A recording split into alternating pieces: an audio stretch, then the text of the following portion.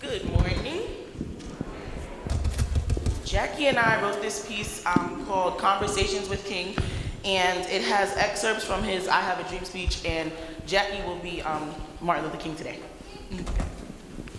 50 years ago, a great American, in whose symbolic shadow we stand today, signed the Emancipation Proclamation. This momentous decree came as a great beacon light of hope to millions of Negro slaves who had been seared in the flames of withering injustice. It came as a joyous daybreak to end the long night of their captivity. But 100 years later, the Negro still is not free. 150 years later, our people are still not free. 100 years later, the life of the Negro is still sadly crippled by the manacles of segregation and the chains of discrimination. 150 years later, our people are still not free. 100 years later, the Negro lives on a lonely island of poverty in the midst of a vast ocean of material prosperity. 150 years later, our people are still not free. 100 years later, the Negro is still languished in the corners of American society and finds himself in exile in his own land. And so we've come here today to dramatize a shameful condition. In a sense, we've come to cash our check. The Declaration of Independence was a promissory note to which every American was to fall heir. This note was a promise that all men, yes, black men as well as white men, would be guaranteed the unalienable rights of life, liberty, and the pursuit of happiness. In your honest opinion, do you believe that we have received these rights?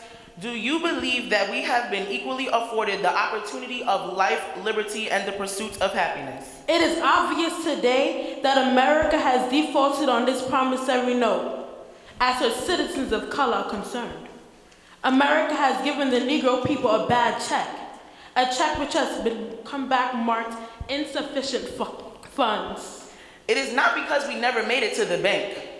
We stood in line, we've gone to school, we've built our families, and we've honored our God. We've respected our elders and toiled for our communities. We've raised our children and demanded to be free because we refuse to believe that the Bank of Justice is bankrupt. We refuse to believe that there are insufficient funds in the great vaults of opportunity of this nation. And so, we've come to cash this check. A check that will give us upon demand the riches of freedom and the security of justice. We've come to cash this check. That instead of building prisons based on the birth rate of our babies, universities will be erected for his namesake.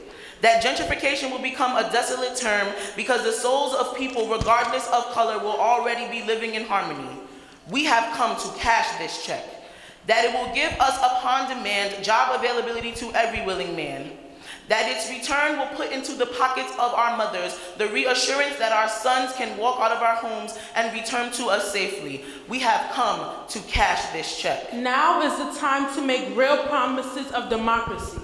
We cannot walk alone. We cannot turn back. We can never be satisfied as long as the Negro is the victim of unspeakable horrors of police brutality. We can never be satisfied until the laws are both equally shared and applied to all social classes. We cannot be satisfied as long as our children are stripped of their selfhood and robbed of their dignity by signs stating, "For whites only." We can never be satisfied until the media depicts our people as the royalty we once were and still remain to be. No, we are not satisfied. And we will not be satisfied until justice rolls down like waters and righteousness like a mighty stream.